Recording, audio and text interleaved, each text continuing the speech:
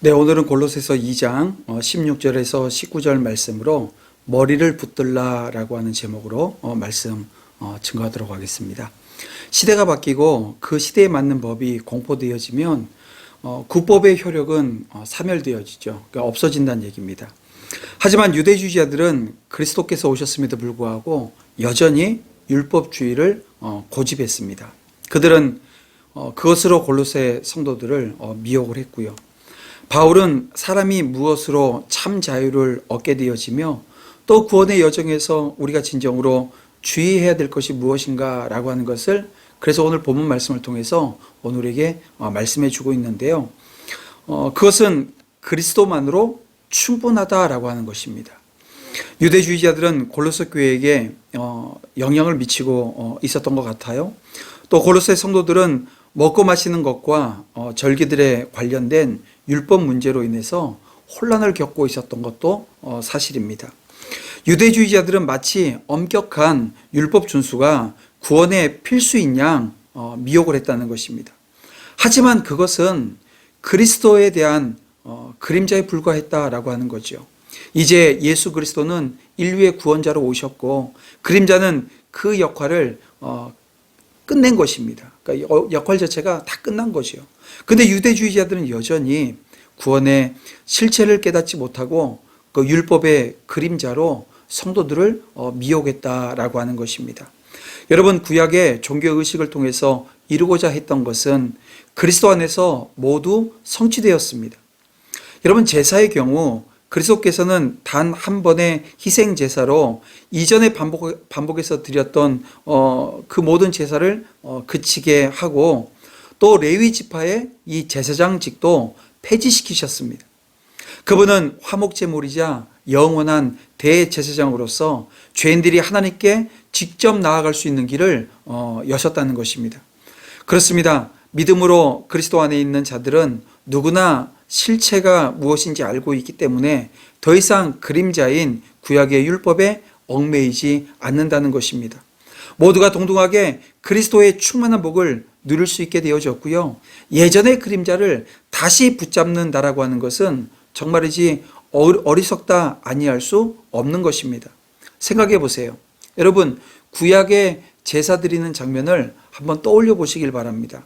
만약 그리스도께서 오지 않으셨다고 한다면, 아직 우리에게 복음이 전해지지 않았다고 한다면 어떠할까요? 여전히 죄를 지을 때마다 양과 염소를 끌고 가서 또 그 짐승들을 죽여서 제물로 바치는 그 모습이 있었을 것이고요.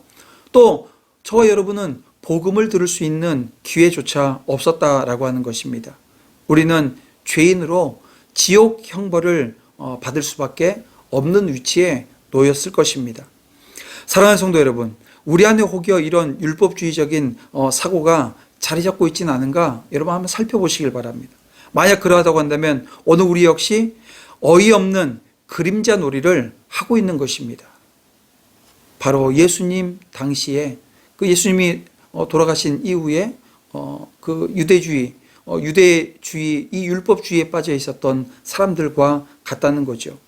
그런가 하면 골로새 지역에는 천사 숭배를 하는 것도 만연해 있었던 것 같아요. 그래서 천사 숭배자들은 천사들이 인간의 중재자가 되어서 인간들의 소원을 하나님께 빌어준다 이렇게 주장을 했습니다.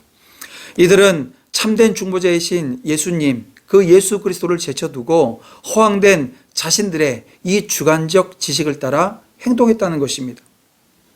하지만 여러분, 교회의 머리는 예수 그리스도이십니다. 19절 말씀을 보세요. 머리를 붙들지 아니하는지라 이렇게 말씀하고 있습니다. 이것은 천사 숭배자들의 어리석음을 지적하고 있는 말씀인데요. 또한 이는 그들의 그릇됨의 원인이 무엇인가라고 하는 것을 오늘 우리에게 말씀해 주기도 합니다. 여러분 19절 말씀에서 머리는 무엇을 가리킵니까? 바로 예수 그리스도를 말씀하고 있는 것입니다. 다시 말해서 천사 숭배자들은 교회의 머리이신 그리스도를 의지하지 아니하고 도리어 육체의 마음을 쫓아 그 본 것을 의지하고 그것을 과장하며 성도들을 비진리로 이끌므로써 교회를 바르게 성장하지 못하도록 했던 것입니다. 좀 더 심하게 말한다고 한다면 그들은 교회를 머리 없는 몸처럼 생명을 상실하게 만들었다는 것입니다. 여러분 오늘날에도 이 과거 골로새 교회의 천사 숭배자들처럼 그리스도가 아닌 다른 무엇으로 교회의 머리를 삼으려고 하는 자들이 여전히 있는 것 같아요. 교회의 중심을 그리스도가 아닌 다른 것으로 대체하려고 하는 자들이 있다는 것입니다. 사람을 교회의 머리로 삼으려고 하고 어떤 세상 철학을 교회의 머리로 삼으려고 하는 자들이 있어요. 또 교회 건물 자체를 교회의 머리로 삼으려고 하는 자들도 있는 것 같습니다. 여러분, 이들은 교회를 파멸로 이끌고 있는 자들인 것입니다. 그래서 우리는 이런 자들을 경계해야 합니다. 그리고 이런 생각들이 오늘 우리 안에 들어오게 되어지면 끊어낼 수 있어야 된다는 거예요. 그리고 오직 예수 그리스도만을 머리로 삼는 저와 여러분이 돼야 될 것입니다. 그리고 그 머리 대신 그리스도를 중심으로 온 성도가 하나로 연합되어져야 된다는 거예요. 그럴 때 이 교회는 생명력이 넘치는 정상적인 교회의 모습 이룰 수 있다는 것입니다. 구원받은 사람은 예수 그리스도를 머리로 모시고 하나님의 풍성한 은혜 가운데 자라갑니다.